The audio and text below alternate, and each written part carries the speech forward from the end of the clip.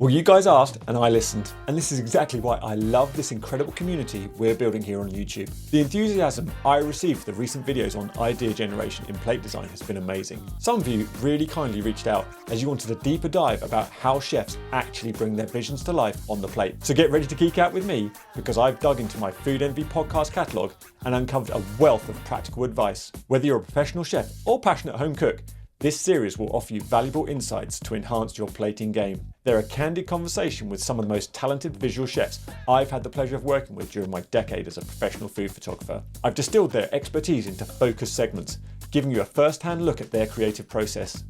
And if you're hungry for the full conversations, I've got you covered. All the links to the original podcast episodes are down in the description below, but check them out after watching this. In fact, there's so much valuable plating and presentation information here that I'm going to split it into two videos, so we can dive deep into the perspective of each of the chefs I interviewed. In this first video, we're going to kick things off with 4 top UK chefs, starting with Anthony Raffo, the chef patron of Anglo in London. He was incredibly generous with his time and expertise, sharing techniques and insights you won't find in any culinary school textbook. So when you have a blank plate in front of you, where do you start? I assume you probably worked out what those 4 ingredients are going to be and how to cook it and stuff. How do you think how you're going to arrange stuff? Do you start with like the color, compositional way? You know, you just like starting in the middle, you like starting off center. Is there anything that you kind of think that's my go-to? So take a dish that's just come off the menu because it's not in season anymore, but I did fermented butternut squash and fermented crown prince sorbets. Once so that's in season, so that's tick. I'm using that. I've thought of a creative way to use it and to be a more inspiring and creative way of making it into a sorbet. So that's done. Once that's all boxed, the plating is more of how can I make it look simple and beautiful. So it all depends what you're working with. So with a sorbet, the go-to thing would be to roche it and put it on a plate. So I would do that and then think, okay, well that might be too simple. So then what do I do next? So it's working with that piece of ingredient. So now I'll put a divot in it and then I'll put some cold pressed rapeseed oil. So that will help now with like the mango mouthfeel, because once you ferment butternut squash, it goes very, very tropical. And then when we turned it into a sorbet, it tasted just like a passion fruit or a mango. So it was my way of trying to get those sort of flavors into a menu without using them. So still staying as British, but having those sort of flavors so they're not missing within the menu. So it was just working with that produce, that sorbet, and then trying to work around how to make it look beautiful and what would work, not only just in visual, but for eating as well. So we had to try and think of some way of getting the oil in there. So what's the best way of doing that? We'll just make a little divot and have it in there. So it's each dish, there's no like, right, I've created this dish in my mind of what it's going to be like component-wise. Yep. I'm not now going to go, right, okay, now this is going to go the left and the right, because that's what I usually do. I let the plate almost tell me how it's going to evolve. Okay. That will go on the menu, and then maybe 2 or 3 weeks later, it will look completely different because it's slowly evolved. Yeah. It might be because the way we're doing it is really difficult plating-wise during service, or it might be because it just doesn't look nice, or it looks nice in the kitchen where it's all really harsh strobe lights, but in a lovely ambient restaurant, it's too dark, you can't see it. So it's evolving constantly. That's really interesting, actually, because I've heard this a few times, that especially when you've got an incredibly popular dish that people are kind of expecting you to have, you can kind of fall out of love with the dish a little bit. And one of the chefs I was chatting to was saying he got some advice from, I think it was Bryn Williams, saying you've got to fall back in love with a dish, especially if it's one you keep doing. And just by doing small little incremental changes, even just the presentation, and you keeping the nuts and bolts of the actual dish itself, can really help, sort of thing. So the fact that you're constantly evolving it, that must be quite nice. Yeah, I mean, if you're working this many hours and you're constantly in the same room, you've got to keep it interesting for yourself. Otherwise, obviously it's got to be good for the guests, and you're, at the end of the day, they're the ones that you're creating this for. But if you're not happy in what you're doing, it will definitely translate to the table as well to them. Okay. So you've got to carry on moving forwards and doing things. I know there's a lot of restaurants that have achieved greatness and now they're just doing the same dishes every year. For me, I wouldn't be able to do that. I can see why they do it, because they've become such this massive thing that people are coming to try those dishes, so you can't take them off. Yeah. But I wouldn't be able to do that, because I'd have to feel in myself that I have to be bold enough to change. Otherwise, I'm just turning into a robot. Yeah. And that's not the sort of It becomes mechanical, doesn't it? You might as well work at McDonald's almost, I guess, to a completely different level, clearly. But I mean, it's that McDonald's is a mechanized system, and it works. You can do it anywhere. So, what about things like color? How important is color when you're playing a dish? I'm assuming, like most people, you start with a particular ingredient, but I particularly like monochromatic color and stuff at the moment. Is there anything that you again let that just evolve, or is color something you think, I'm going to make this work with something else, or is there anything that color wise is important for you? Yes, I would never have something like a bright blue dish or something like that. When you say dish, you actually mean the plate, do you, or do you mean? Oh, so when I'm creating the food on the plate, so the not the plate itself, but the dish on the plate. Going back to what I said earlier, is it has to look kind of natural. So we would be working with a lot of greens and a lot of browns and oranges and stuff like that.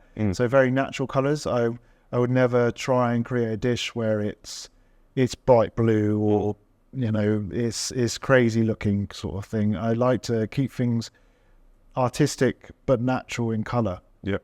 So I wouldn't try and change or manipulate colors of things too much. Okay. I mean, if something on the menu is burnt, then it's going to be black, and if it's burnt intentionally, then it's going to be black. So we'll keep it black, or I won't try and add a cream or something to make it grey or try and lighten it up. If that's the color, that's the color, and then we'll just work with it. Just as again, like I said, make the dish tell me what it wants to be. Instead of trying to manipulate and force it into a certain way, it will just gradually evolve and tell me what's the best way. Again, I guess that's dictated by the style of Nordic thing, isn't it? It's natural shapes that, if you start injecting into it, colours that aren't meant to be there, it kind of ruins the whole ethos of what you're doing, doesn't it? Exactly, yeah. Okay. Yeah, okay. And for me personally, it would ruin kind of the aesthetic as well, because it's just, you may be trying too hard to make it something it's not, but then you have to question to yourself why. Yeah.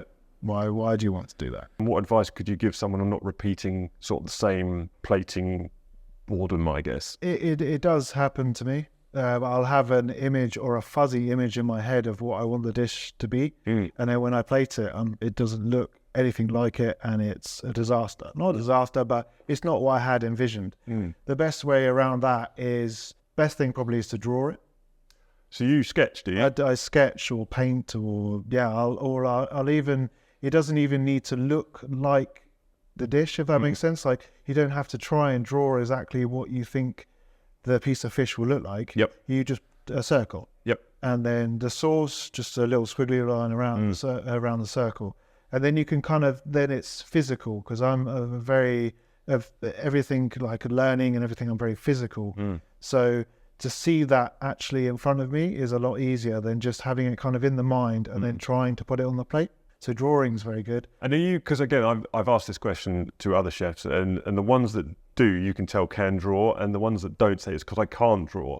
I don't think it should make any difference, because it's not like it has to be a good picture, is it? It just gives you an idea of hanging it on the wall. Yeah, well, this is it, isn't it? Really, because I think a lot of people are fearful of doing it because it's not a very good picture. I think I asked James Peck, who clearly you know, and he said he doesn't draw it because everything he draws looks like a willy. That's all he does. This is it. So it's about just probably doing it as opposed to not worrying about really what it looks like, because it's a starting point, isn't it? It's just giving yourself not that fear of a white plate, because authors must have it with a blank page, right? It's a similar sort of thing. That's a bit scary if you don't have any jumping off point. And also remember what you've done before. So if there was a certain way you put a puree on a plate before that you really enjoyed, you don't do that on every plate, but then remember that for next time, or next time you create a dish, you think, I really liked how that looked, and it might look even better with a piece of meat instead of fish or what have you. So remember what you've done before, draw it, and don't be scared to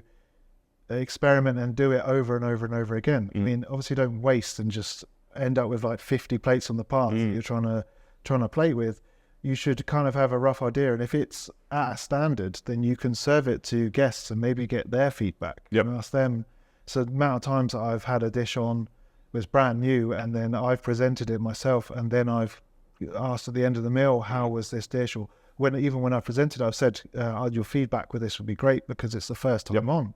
So you're being open and honest with the guest. You'll get open and honest feedback.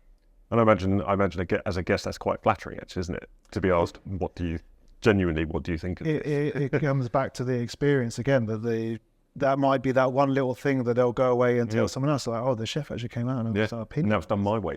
Yeah, and now they do it exactly how I want it to. Exactly. But it's just that extra little bit. Yeah.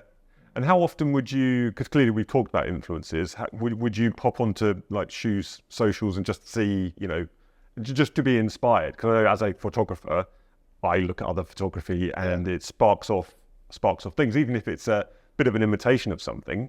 That's okay, because we all take little bits we're all magpies at the end of the day. Nobody is truly original. No. So it's all about taking little bits. So do you do that if there's a bit of a mental block? 100%. Like all the people that you show me that I've said that this is the people I follow and I take inspiration by, it's more than all right to be inspired by someone. It just gets to the point that if you're creating or recreating or trying to recreate the dish that they did, that's when I see a sort of problem with it. But to be inspired by people is fine. And I will look to them, but it's not just other chefs. It's also just going out for a walk in the woods, going to the Tate Modern, or even like the other day I was walking home and I was walking up towards King's Cross, and there was some of the pavement had been cracked because they were about to do roadworks or works on it, and the sizes of the broken up bits of concrete, my mind straight away went that they were perfect size and shape and thickness to serve a canapé on. Brilliant. And so you can get inspiration from anywhere. It doesn't have to be another chef with food. It could be anything. Yeah, other art forms. I always think there's such a massive correlation between graphic design and plating. So much of the stuff that I do for this channel, because I haven't really found it.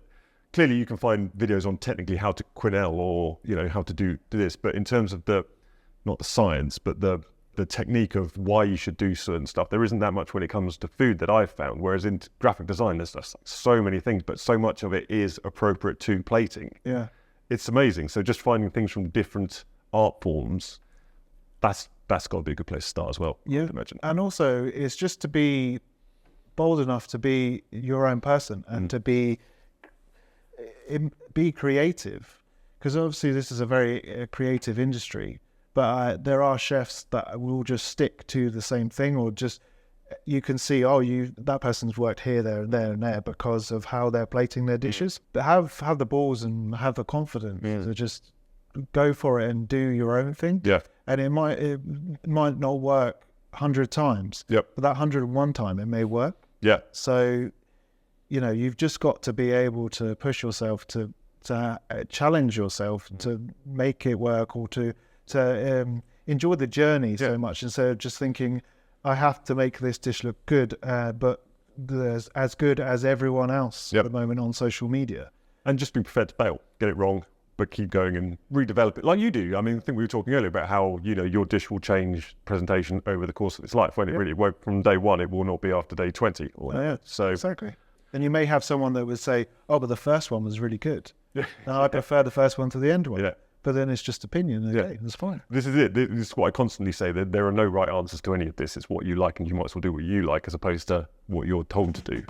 Exactly. You may have noticed during this video, I included some footage of Anthony's actual plating techniques, taken from some of the stunning dishes currently on the menu at his restaurant. Well, at the time of recording anyway. If you're interested in seeing more of this, then click on the link here to see full plating demonstrations from Anthony and all the other chefs who've appeared on the podcast. If you found any value in this series or other videos on this channel, please consider liking this video or subscribing to the channel. Your support helps us to continue to grow this vibrant plating community and provide even more inspiring content. How do you start the designing of the dish? Because again, speaking to various chefs, it seems to be kind of different for everybody. So where does the inspiration come from? More the visual side here. Do you have that sort of thought out in advance? Because I know, again, talking to you slightly off camera, you do a lot of art, so you're aware of a lot of artists and styles and things like that. So do you have anything that you kind of start with, or literally you'll just get a spark of inspiration to be, that? I mean, it can be so random. For example, the dish, I'll give you an example here, the dish Banksy Inception that I did on the cooking show. I was literally at the gym and I saw there was something playing in the background and it was just a girl holding some balloons. And then from that, I was like, well, what does this remind me of? And it reminds me of the artist Banksy, with that drawing of with the balloons. And then I thought, or maybe I could get my friend to sort of hold the balloons and plate this dessert. And then that's when I found the connection. How do I make it more whimsical? Something to do with euphoria. And that's when I brought the white rabbit in. Yeah. And it's literally just connections. Yeah. But if it really depends, because my plating style can be elegant, artistic, but it can be extravagant and theatrical. Yeah. So if I go for something theatrical, I need to think, okay, what is a theme? What is a connection? Where does the ingredient come from? What feeling do we want to evoke from the guest? And it's just finding those layers, and it all goes down. It's so different, isn't it? It's so different how people do things, and there's clearly no right or wrong. It's all subjective, and it's all what I guess triggers that creativity for you. I think maybe it's just because I've done a couple of chefs recently that are heavily into Nordic style and organic, natural shapes, all that kind of stuff. That's quite different, then, isn't it? Really, to your. How would you describe what you do then on the plate? For me, it's super visual, it's super precise, super creative. What words would you use to describe what you do? Think artistic, quirky, extravagant. And it's, again, for me, it's about releasing that inner child. But if you want to go for a plate that's more elegant and it's more all about the flavors, then you have to think Mother Nature really does it all for you. Yeah. Because us cooks is really important that we don't also affect the flavors too much. So yes, you can get super creative and crazy with the plating, but when it comes to the product, don't touch it too much. Just put it together. So when I'm cooking, it's like you have to let the ingredients get to know each other. Yeah. That's why resting point is so important, because the ingredients marry each other and that enhances the flavor and it just comes together. It's a complete dish. So let's say you've had that flash of inspiration. No matter what it is. Are you a drawer? Are you a sketcher? Or are you get your mise en place and then just see what works kind of thing? I mean, it's three of them. I can, if I have time, I'll draw a rough sketch of the dish, what it will look like, and then I kind of go from there. But a lot of times I don't have time. So then it goes all in my mind. And then when I get all the mise en place ready, then that's when I start creating it, start plating it. And then I want to take a completely different direction. So it's kind of following that flow at the same time. Yeah. You can have the structure, you can have an idea, but let it flow, let it be, and let it be what it needs to be. And where do you get feedback from that then? Because I guess how you operate, because again, I was chatting with Anthony Raffo from Anglo yesterday, and he was telling me that when he does his plates, he will plate it one way, and then he can serve it to guests and actually ask them, I love that. What do you think? And go by feedback. And his dish will evolve because he's very seasonal, and so his dishes will only last 2 months, 3 months, something like that. Yeah. And it will evolve differently from day 1 to day 60, potentially. I guess you don't have that, do you? Because you're putting it down on certain nights. Once, twice? How many times do you sort of do your... Every 2 months we run the supper clubs, but then I run a catering company and bespoke events, which gives me, again, the ability to go completely different with my style of cooking, where they want just comfort food, or they want meal prep, or they want a themed dinner just specific on the theme. So it's never-ending ability to create, really. And do you have a team you work with? I have a team, but I work a lot with freelancers. Okay. So, it's difficult as well when it comes to events, because you can't always have the same team. But luckily, for behind the scenes, I always have my partner, which is a great guinea pig when it comes to testing. Absolutely. I've got my big tribe behind me, so I always try to get them tested. And sometimes when I don't even have to time test the whole dish until I cook it for the client, I just kind of feel which elements will go together, You feel it. You feel what's going to pair well together. Yeah, it's fascinating, isn't it, really? Because again, coming from... I've been around your space today, which is amazing. And there's so much creative thing. There's whiteboards all over the place. Some of which I can't show because they're top secret. But, who are you working with those things with? Because that can't be is that the freelancers as well, or that's basically mostly just you? It's my tribe. So a lot comes from here, but then I work a lot with my brother. My brother's a big inspiration to me. He does all the script writing. Yep. He also is my Mad Hatter that you probably seen. Yeah. The Mad Hatter you'll ever meet. Yeah. That's where I get the madness from. And then we just get together and we throw ideas, and we are, this space is giving us the freedom to be like giant kids at times, you know. It's like, how do we keep playing, and how do we play with our food in a way, you know? Who told us that you can't play with the food? Yep. And it's how to just shoot ideas to each other, and we just, again, like mad scientists, just write on this whiteboard, Yeah. and then we try to make it happen. So I noticed as we went around that you actually have an art room as well in this amazing space. What kind of art do you like to do? And does that then Big, abstract, colourful. I'm a colour junkie. I call like myself. more like free form, not planned at all? Freeform. I don't like planning too much. And when it comes to painting, it's let it flow. And for me, it's great because I have so much in my mind. Always I'm a big overthinker. When it comes to painting, I just focus on the canvas. And for me, that is my form of meditation. Yeah. So and I get a lot of inspiration from that. A lot from reading as well, you know, exploring old cooking books. It's funny though, isn't it, if you look back at old cooking books, because again, one of the conversations I was having, the first conversation I was having with this podcast with a chef, and the evolution of cookbooks and imagery in cookbooks has kind of, I think, kick-started an awful lot of the images that we see today. You look at cookbook from 20 years ago to today, just how visually different they look and how much more importance there is in the visuals. It's night and day, isn't it, really? Yeah, and I love it. I always want to do an experience of the journey through time, how we used to eat in the medieval times and going into the future, you know. Do you see the plating side more as the artistic side, or can clearly the creation of the recipe can be? For me, I absolutely love food when you get that sense of wow when it's plated in front of you. So, but I'm more of a punter, clearly. I'm not a cook. I'm not a chef by any stretch of imagination, albeit I do the cooking at home.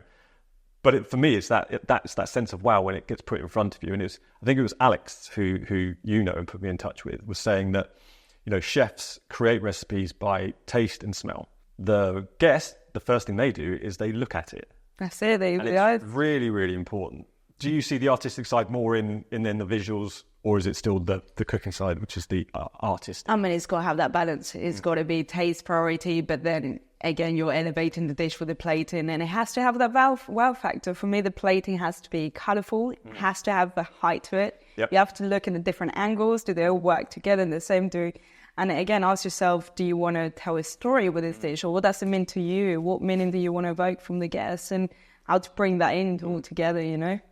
It's funny you mentioned things like colour and composition on the plate. Where does that come from? Is it driven by what the plate is? Is it driven by the ingredients that you're putting down? Is it just something you don't think about and it's literally just, you know, it's kind of almost natural now because you've been doing it long enough that you don't really think about it?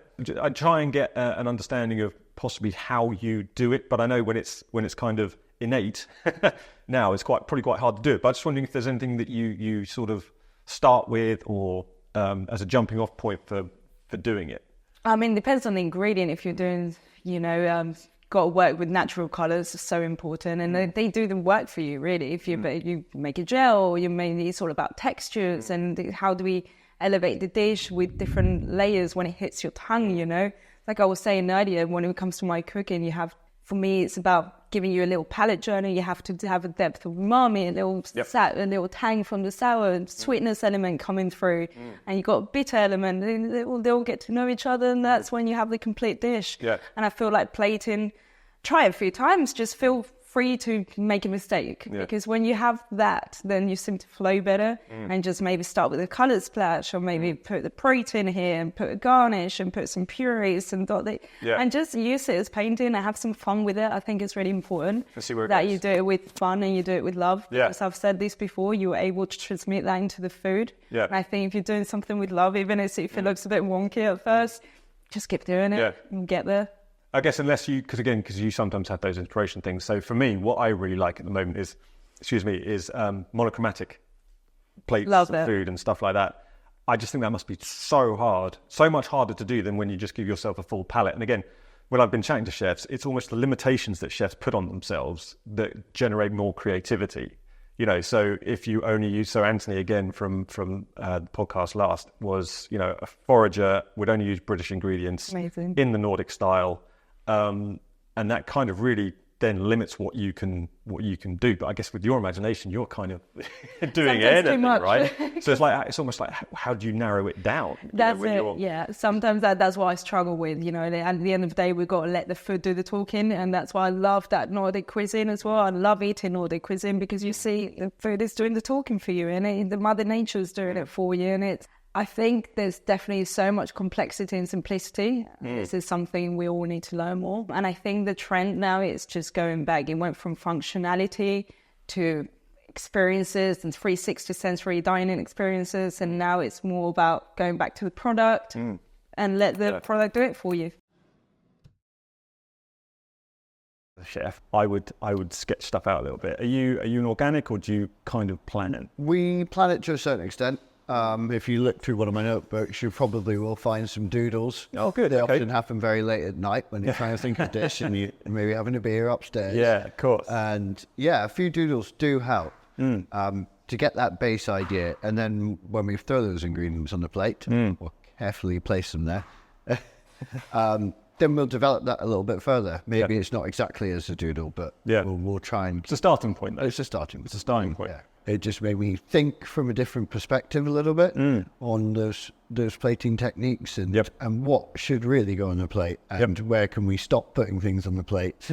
That's the technique, isn't it? Sometimes, like, that's enough. Restraint is key sometimes. It's too easy to throw all of your mise en place onto the plate. Yep. There's a Netflix film and there's a little quote from it I like, which is, it looks like a mise en place hand grenade has gone off in your plate.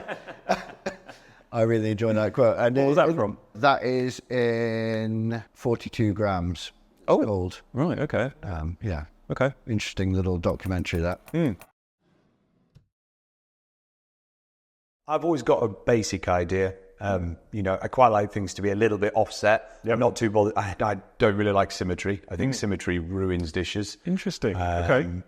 We all know, or it's quite common knowledge, that an odd number is more pleasing to the eye. Yep. And I think just sort of building layers as well in dishes makes things, look a lot better. But yeah, I think things will change as we go on, and there'll be times where I'm like, oh, I don't really like that. But yeah, I think I have a decent idea of how it's going to look when I come to plate it. So you're definitely not a drawer then? You don't sketch? I used to be. Oh, okay. Yeah, I loved art as a kid and at school. I don't really. I do sometimes, but I don't. I tend to end up just sort of like, I like to be hands-on.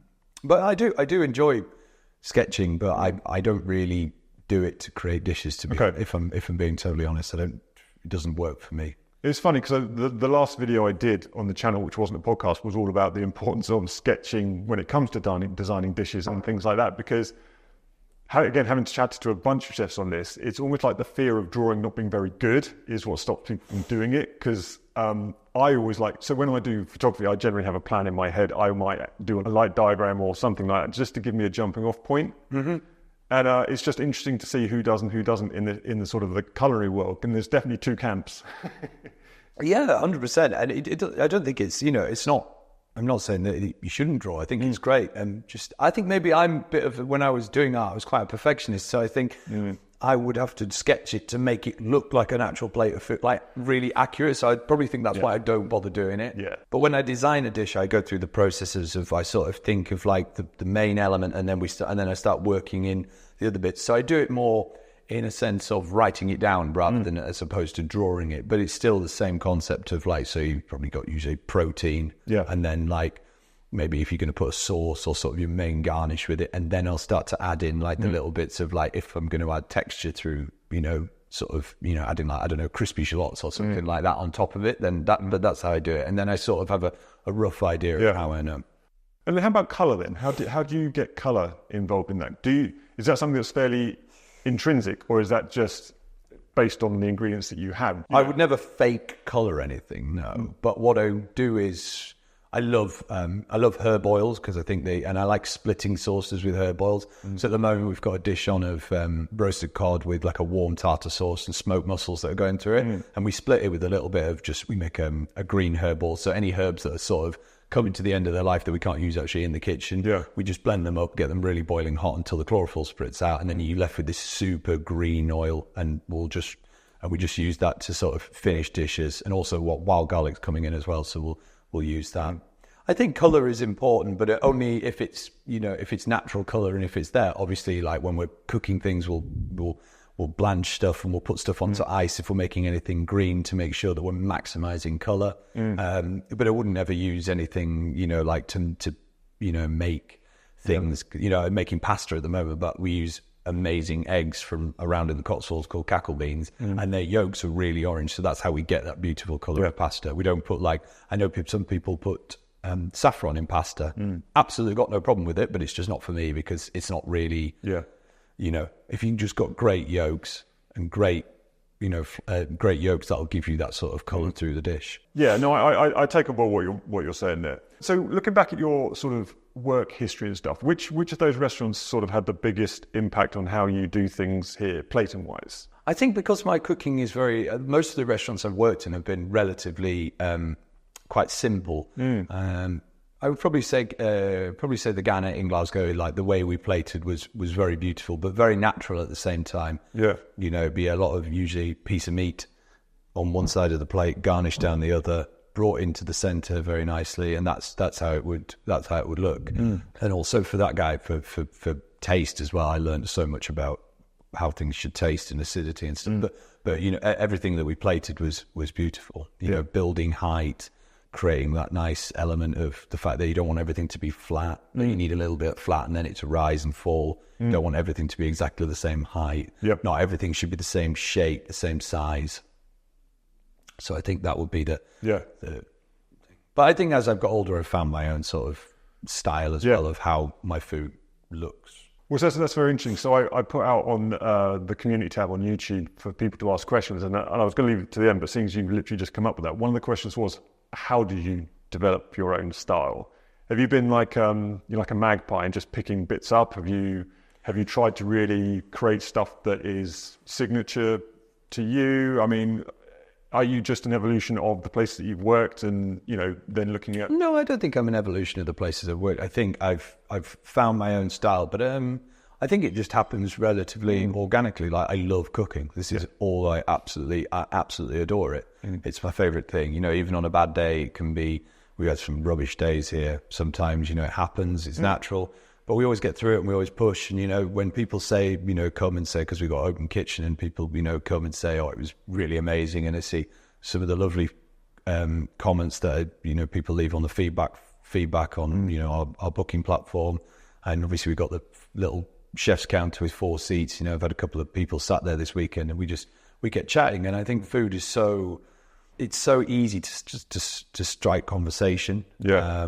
But I think for finding my own style and plating, I think plating, probably you take a little bit more inspiration from what other people are doing. And obviously I read a lot. I go on, everything's on YouTube these days, Instagram. Yeah. I would never copy, but obviously you naturally take, it's like anything in life. If you have some sort of mentor, you'll always take a little bit of inspiration. But I think there's a lot of chefs out there, and this is no disrespect to them, but they work somewhere and then they go and open, or they go and start cooking, and they're basically cooking that person's food, that sort of style, that plating. Whereas I think it's important that I've worked in some really great restaurants, but lots of quite varied, from fine dining to really relaxed. And I think that's brought it all into full circle and sort of given me the confidence to make simple food, but still to look, really, really nice. I mean, that's something I've learned from doing this podcast, is that simple is a sign of confidence. It's not just being lazy. It's an intentional choice. Yeah, it's an intentional choice, and especially when you mix it with the seasonality, with the Britishness, with the the whole ethos of, I guess, New Nordic is a good way to sort of talk about it broadly. Yeah, but I think that it takes an awful lot of confidence to say when there's enough on a plate, and you're not constantly just adding, and you can say, no, I'm happy, this is good, I know this is good. Yeah, we know from history that doesn't work, and it's not interesting. People don't want 15 items on a plate anymore. I think when you get to a certain point, like if you're creating a dish and you've got an ingredient, it's okay to use the same ingredient in lots of different techniques. So maybe like a puree, and then in other ways to accompany. But when you're putting too many flavors on a plate, it just doesn't work, because you lose what the main focus of what you're trying to do. Yeah, your mouth doesn't know what to do either, does it? No, 100%. So at the moment we've got a hispy cabbage dish on, which is we brine it for about 12 hours in salt solution, and then we vac pack it and steam it, and then we've got a green Thai curry sauce, but I make the sauce with cabbage. So we finish it with loads of cabbage. So we're using the same ingredient to that we're using throughout the dish. So we've got and then we barbecue half the cabbage, and then we just sit it on the plate with the green Thai sauce underneath. And then we've got some texture of using some pickled shiitake mushrooms and some wild rice puffed and some crispy shallots. But it's all, and it sits that's actually one of my plates that actually sits very central. Yep. And I'm very tough on the guys to make sure that they make the way it has to look. Is because it's so simple, it has to be bang on. It's got to be precise. Yeah, 100%. Can't look lazy, can it? No, because there's some things that I think you can make that sort of, where you just putting on a plate, but that one needs to be, because it's basically just a barbecued cabbage. Yeah. It's very tasty, but it needs to sit absolutely central to the plate. Sauce underneath needs to have like an inch round the side so you can see it, but it's not too much, and it has to be perfectly smoothed out to be really, really spherical, and then cabbage sit on the top. So yeah, I love that.